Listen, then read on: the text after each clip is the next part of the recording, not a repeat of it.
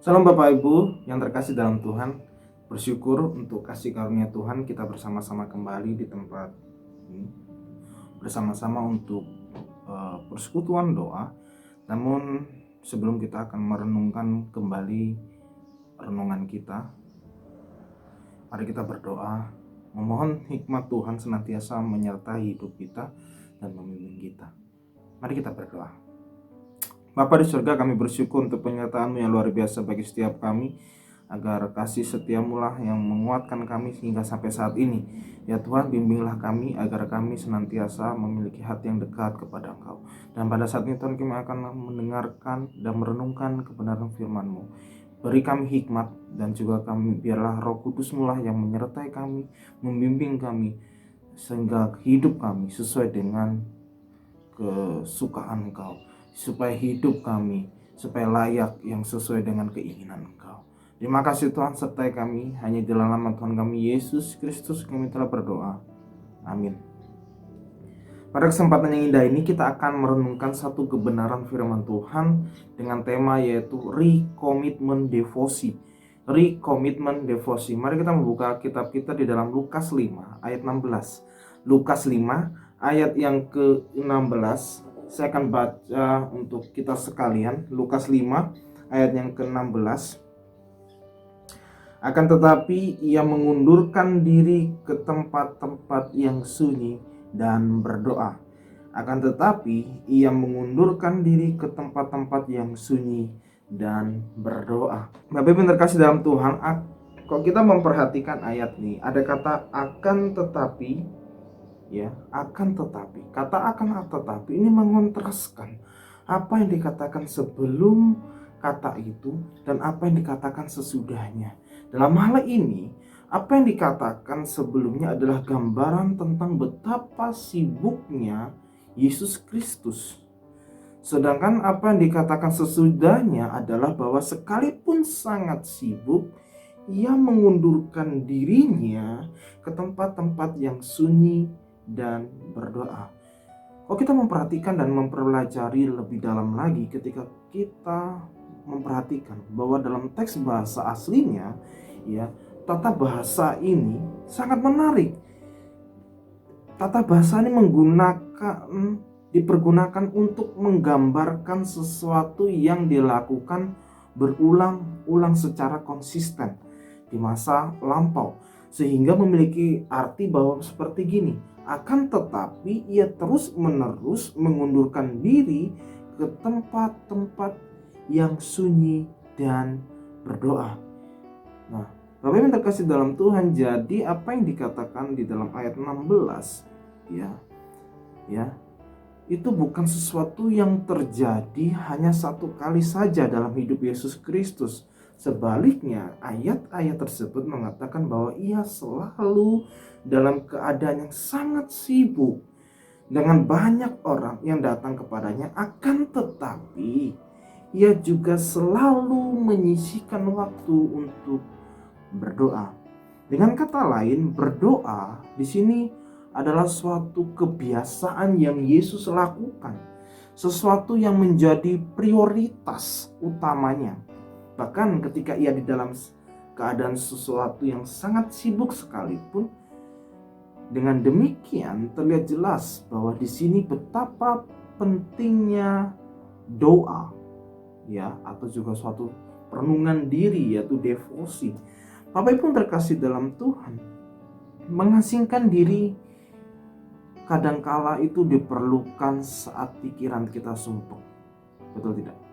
Karena begitu banyak masalah yang menekan kita, atau ketika kepenatan tubuh sudah tidak bertahan lagi, tak tertahankan lagi, Mengasingkan diri menjadi salah satu pilihan untuk mendapatkan suatu kesegaran baru, meneguhkan kembali komitmen, maupun untuk mendapat semangat baru dalam menghadapi berbagai tekanan yang berat. Nah, Bapak Ibu terkasih dalam Tuhan, saya menarik ketika Yesus lakukan di sini, di tengah kesibukannya ia melayani, menghadapi orang banyak yang ingin mendengarkan pengajaran dan ingin disembuhkan dari penyakit mereka. Yesus di sini justru mengambil waktu untuk mengundurkan diri dan berdoa. Bukan hanya kali ini saja. Alkitab mencatat beberapa kali Yesus pergi menyendiri dari murid-muridnya dan berdoa. Baginya, saat menyendiri itu penting. Sesibuk apapun pelayanan yang ia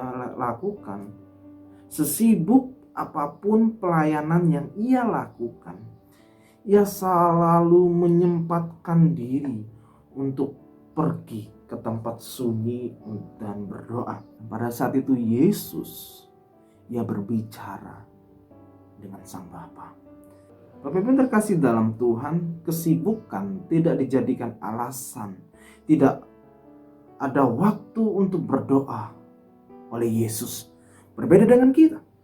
Kita mungkin seringkali menggunakan kesibukan sebagai dalih dan pembenaran.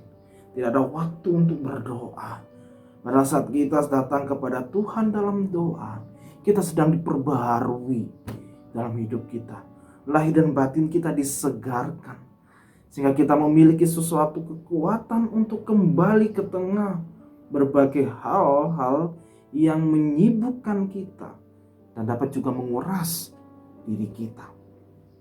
Martin Luther King pernah mengatakan, semakin sibuk hari yang saya miliki, semakin lama saya akan berdoa pada hari itu. Semakin sibuk hari yang saya miliki, semakin lama saya akan berdoa pada hari itu. Sangat menarik ketika kita meneliti perkataan Martin Luther King, bahwa dikatakan bahwa semakin sibuk dia, bahwa semakin lama juga dia akan berdoa kepada Tuhan pada hari itu. Nah, Bapak Ibu terima kasih dalam Tuhan, sedemikian pentingnya doa, sehingga Yesus Kristus, Anak Allah, itu terbiasa mengalokasikan waktu khusus untuk melakukannya. Dan ia melakukannya bahkan tatkala ia sangat sibuk melakukan berbagai kegiatan kerohanian. Dan bukan hanya itu saja. Kita dapat belajar di sini bahwa doa bukan semata-mata masalah waktu, tetapi doa adalah masalah prioritas.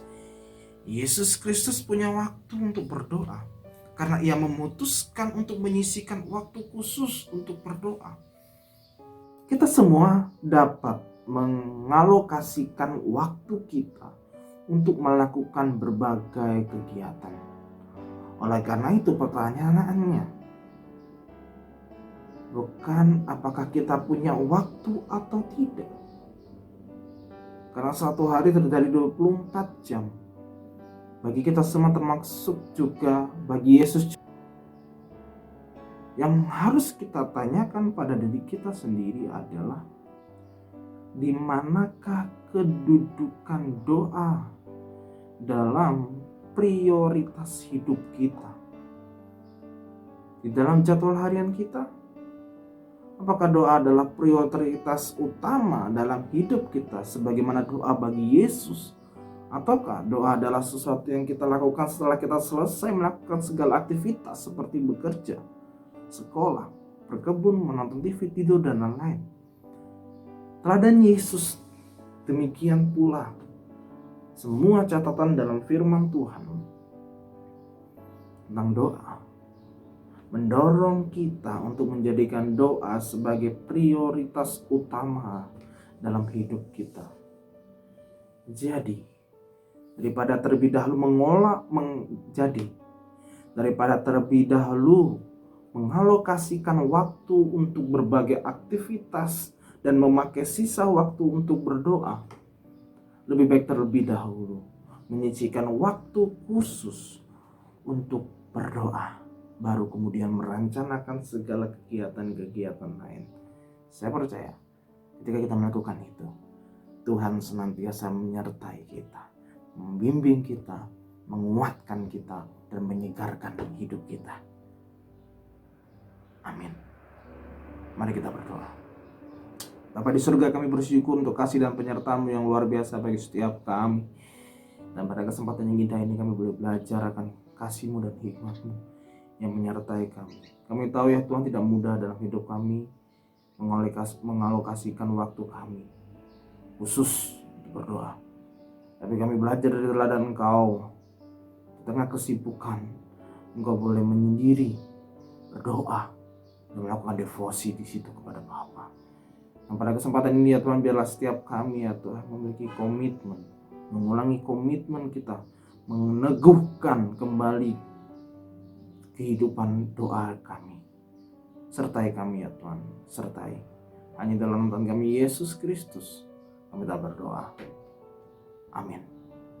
Tuhan Yesus memberkati.